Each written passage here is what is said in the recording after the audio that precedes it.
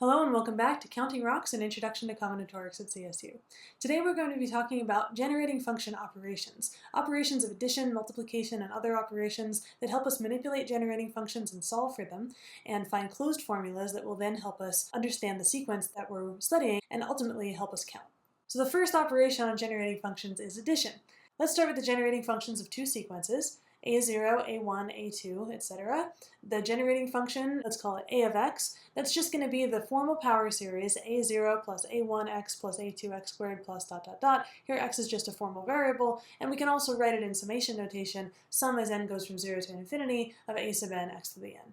The generating function for the sequence b is defined in the same way, and then the sum of these two generating functions is defined as you would intuitively add two power series, just by adding them pointwise. So you would take a0 plus b0, that would be the coefficient of x to the 0, and then a1x plus b1x gives you a1 plus b1x's, and a2x squared plus b2x squared gives you a2 plus b2x squareds. So a of x plus b of x we define to be the generating function of the sequence formed by adding a sub n to b sub n to form the nth term of the sum sequence. So you can also think of this as an operation on sequences. We're just adding the two sequences pointwise and then taking their generating function and defining that to be the sum of the generating functions. So here's an example of generating function addition. If we have the generating function of the counting sequence, 1 plus 2x plus 3x squared plus 4x cubed plus 5x to the fourth and so on, and we add it to the counting sequence shifted, say, where we start at 0, and then 1, and then 2, and then 3, and then 4, we take the generating function of that, well then we would add them pointwise. 1 plus 0 is 1, 2 plus 1 is 3, 3 plus 2 is 5, 4 plus 3 is 7, and so on, and you get the odd numbers here.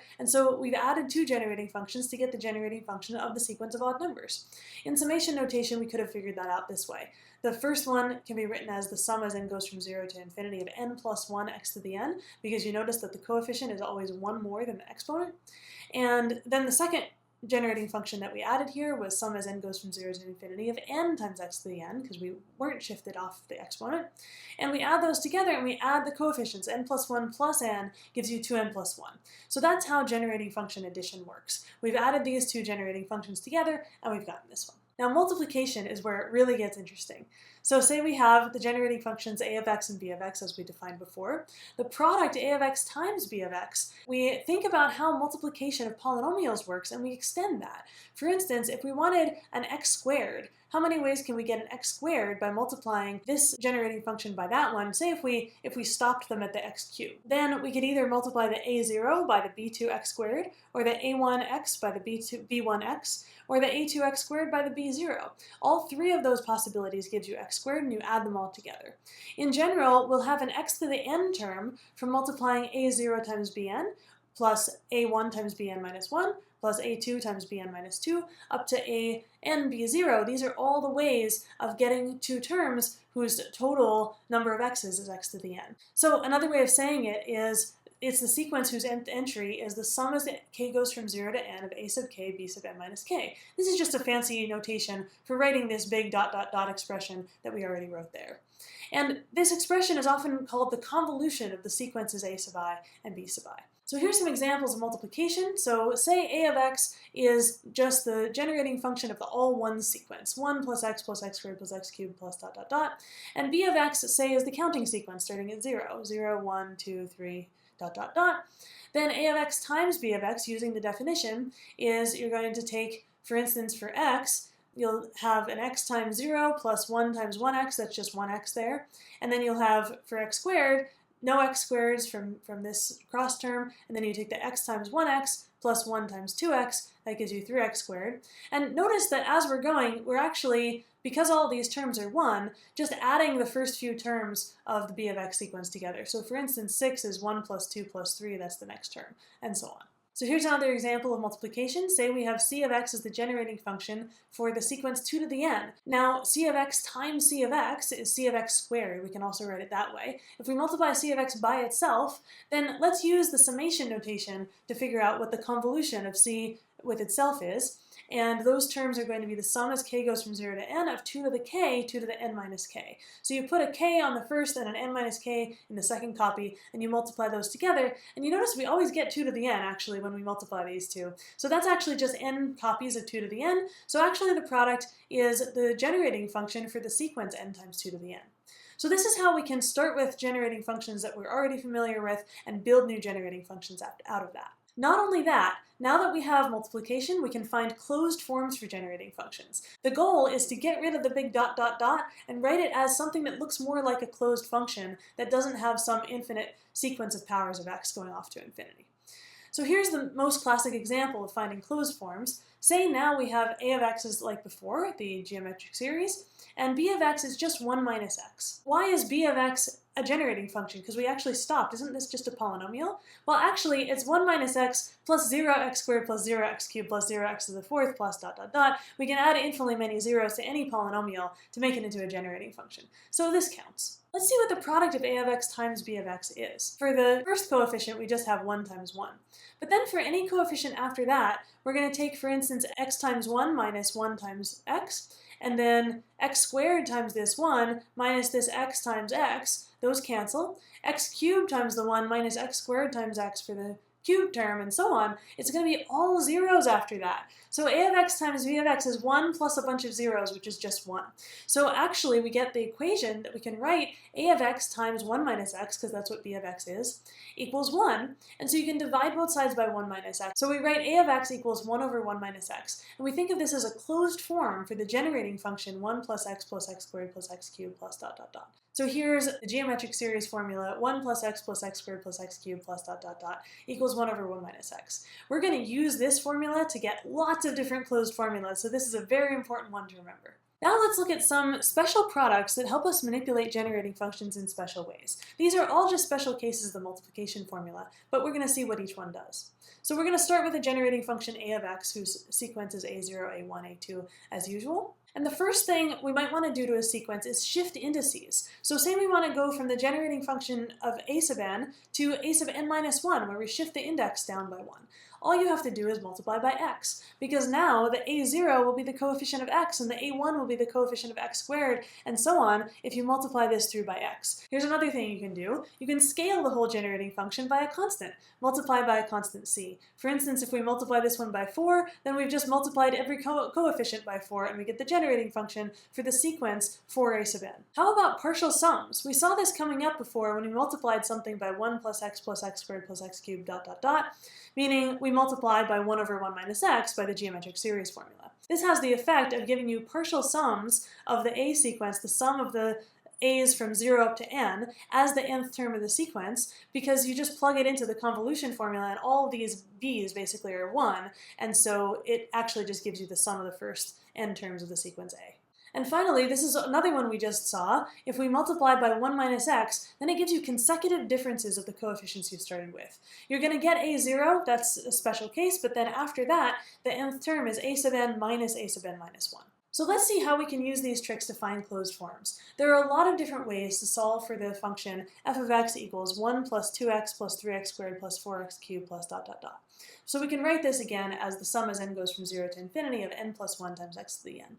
And one of my favorite ways to approach it is to say, well, the consecutive differences are always 1. 3 minus 2 is 1, 4 minus 3 is 1, 5 minus 4 is 1, and so on. So we can simplify this generating function by multiplying it by 1 minus x. And we get the consecutive sums. They're all 1s as the coefficients. And we know what that is by the geometric series formula. It's 1 over 1 minus x. And so we get this equation, 1 minus x times f of x equals 1 over 1 minus x. And what can we do? Divide both sides by 1 minus x, and we get f of x is 1 over 1 minus x squared. Here's one more operation besides addition and multiplication, differentiation. So if a of x is our usual generating function that we've been working with, then d dx of a of x is a1 plus 2a2x plus 3a3x squared plus dot dot dot, meaning the nth term is n plus 1 times a sub n plus 1. Here's one nice trick we get from the power of differentiation.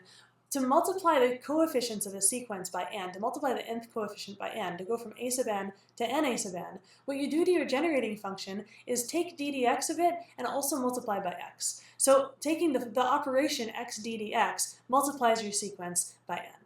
Now let's look at another way of getting that same closed form that we got, 1 over 1 minus x squared, 2 slides ago, using differentiation this time instead. Because notice, these coefficients really look like what we get when we take the derivative of something nice. In particular, if we take the derivative of the geometric series, then those coefficients are going to come right out because you'll have 1 from this term plus 2x plus 3x squared plus dot dot dot. That's exactly f of x. And so we're really taking d dx of the formula 1 over 1 minus x. Now you can prove, and we won't do it in class, but just you can take as an assumption that all the usual rules of differentiation still work for generating functions, just using our formal definition in terms of the sequence. You find that the derivative of this function is indeed 1 over 1 minus x quantity squared, and that gives us another way of figuring out that closed form for the same generating function. Let's look at another application to a nice sequence, 1, 4, 9, 16, 25, the sequence of squares. So the sum as n goes from 0 to infinity of n squared times x to the n. What's a closed formula for that generating function? Well, now that we have the power of differentiation, we know how to deal with these n's. Remember, n times anything is formed by taking x d dx of when you have 1 less n in the formula.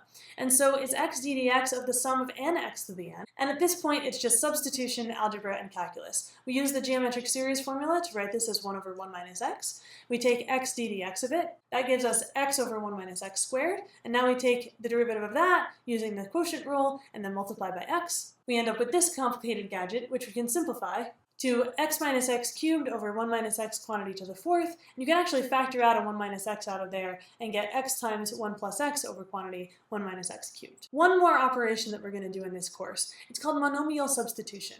You can substitute in a monomial for x and basically plug it in for all your x values, and it's still going to be well defined. In fact, what happens when you plug this in and you plug in cx to the r, where for x in the right hand side of this formula? Well, then the c also gets raised to the n power, so you get c to the n in your formula, and the x to the n becomes x to the r to the n, which is x to the r times n by exponent rules. And so what we've done is, by substituting a monomial, first of all, we can multiply the exponents of x by a factor, and we can also get an exponent in the sequence itself, like c to the n. So let's use this to solve two different generating functions. First, what's the generating function for the sum as n goes from 0 to infinity of 3 to the n x to the n? Well, we can think of that as 3x raised to the n power, and so that's just plugging in 3x into our geometric series formula. So it's 1 over 1 minus 3x instead of 1 over 1 minus x. Here's an application now back to the very first generating functions we looked at when we were doing pennies, nickels, dimes, and quarters and making change using generating functions. So for the nickels sequence, we had 1 plus x to the 5th plus x to the 10th plus x to the 15th, and that can be thought of as a monomial substitution, plugging in x to the 5th for x in the geometric series formula. Finally, let's see how to solve for generating functions of sequences defined recursively. Let's look at the recursion we looked at in the recursions video, where a0 equals 2, a1 equals 5, and a sub n for n greater than or equal to 2 is defined as 5 a sub n minus 1 minus 6 a sub n minus 2. So this is a depth 2 linear recursion. How would we solve for the generating function a of x? Well, if this is the generating function, we've learned that multiplying by x shifts the indices to give us the generating function for a n minus 1. And multiplying by x squared shifts it by 2, because we just multiply by x twice. We can also scale by 5 and by 6, and so let's take minus 5x a of x, scale that by 5x, and also scale it by 6x squared, and then add them all together. And why did I put the minus 5 and the plus 6? Because if we move all these terms to one side of the equation, it's really a sub n minus 5 a sub n minus 1 plus 6 a sub n minus 2 equals 0, like we did for finding the characteristic polynomial. And when we do this, let's look at what happens. Well, a0 equals 2, so this comes down as a 2. Then a1 minus 5a0, you can calculate, is minus 5 using these initial conditions. But then a2 minus 5a1 plus 6a0 has to be 0 by this recursion. And so this is 0, similarly this is 0, that one's 0, that one's 0, off to infinity. And so we've actually found a closed form, 2 minus 5x, for this sum of generating functions. Putting this all together, we can factor out the a of x on this side of the equation, and we get 1 minus 5x plus 6x squared a of x's is 2 minus 5x. So we divide both sides by this polynomial and we get a closed form formula, a of x equals 2 minus 5x over 1 minus 5x plus 6x squared. In the next video, we'll see how to use this closed formula to actually get an explicit formula for this recursively defined sequence. And that's really the power of generating functions. So now you try, find a closed form for the generating function of the sequence 2 to the n plus 3n. And that's all for today, and I'll see you next time.